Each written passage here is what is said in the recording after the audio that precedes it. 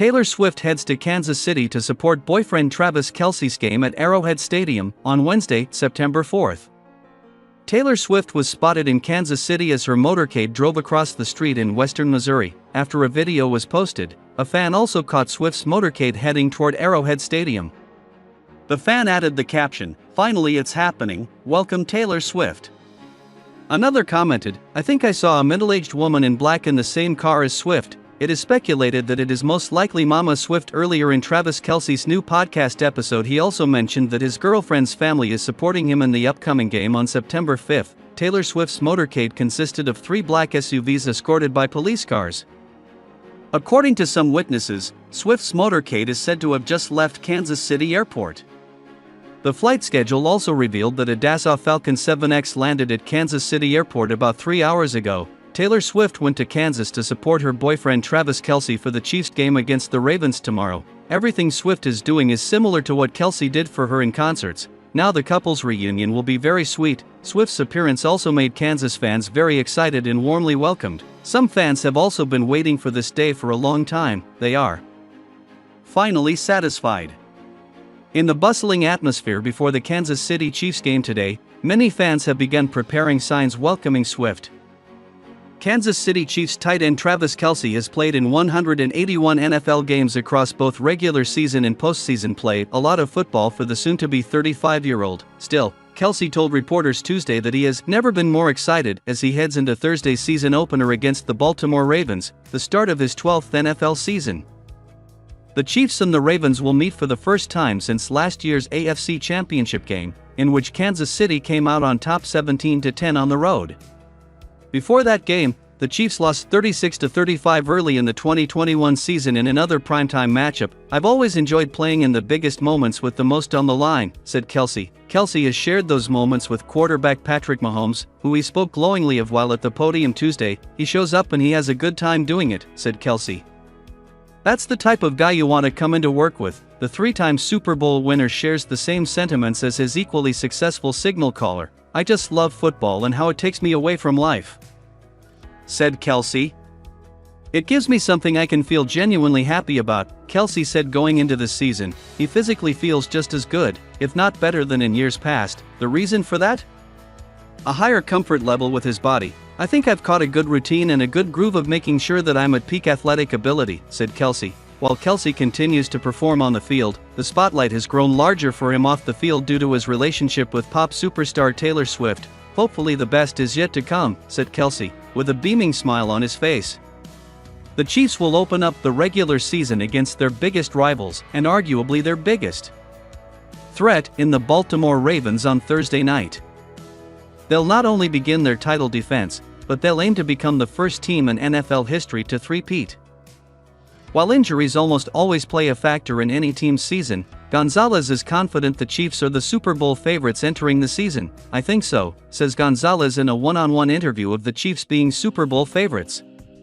"I think if anybody out there who says that they're not, I think they're lying to themselves.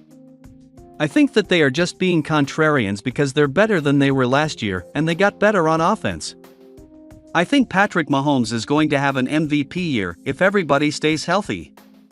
They have the rookie Xavier Worthy out of Texas, they have Hollywood Brown who is fast, they still have Travis Kelce. He's still got Isaiah Pacheco in the backfield. It's all lining up for him to have his best season since the last MVP season he had. And to go along with that, they still have that defense. Chris Jones is there. They're my clear-cut favorites for the Super Bowl. They'll face a major test in the Ravens, a team that returns largely the same nucleus, except with 4-time Pro Bowl back Derrick Henry added to the fold. Baltimore will welcome the addition of one of the top running backs in the league, especially given they've struggled against the Mahomes-led Chiefs since both him and Lamar Jackson entered the league. Jackson is 1-4 overall against Mahomes, including an AFC Championship game loss last year after winning his second MVP. Gonzalez, who works as an analyst for Amazon Prime, explains why the Ravens struggle against the Chiefs. "I think when it comes to those guys, there's something in Patrick Mahomes' blood, and combined with Andy Reid, as the game goes, you see them get this super flash," explains Gonzalez. "In the first quarter, figuring it out, struggling a little bit. Second quarter, still figuring things out. Third quarter, they come out, they make an adjustment. Things are starting to work. By the time the fourth quarter, this is where he becomes legendary. Mahomes' ability to separate himself from other elite or great quarterbacks in crunch time, he did it when he led the Chiefs from a 3-point deficit in overtime in Super Bowl 58 to win the game, is what already puts him in the greatest ever conversation as he enters only his 8th season. This is why he's in the conversation already as the best ever, already, says Gonzalez. You say to yourself, wait a second, Tom just retired. Well, this kid could potentially be better because of what he does. The same thing that Tom did to the great ones such as Peyton Manning, Drew Brees, etc. They start to figure things out. That's what separates someone like Dak Prescott, who's great during the regular season. Once you hit the playoffs, it's a whole different level. You have to up your game and go to that next level. And the Chiefs have not just Patrick, it's Travis Kelce.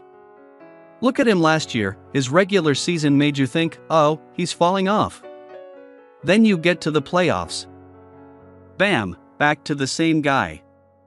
That's what makes guy legendary. That's what makes guys Hall of Famers. According to Jeff Howe of The Athletic, the majority of those anonymously polled chose Mahomes, with one general manager saying, it's hard not to say Mahomes. He's Michael Jordan, another GM added, until someone proves otherwise, it's Mahomes. Until somebody knocks off the king, he stands.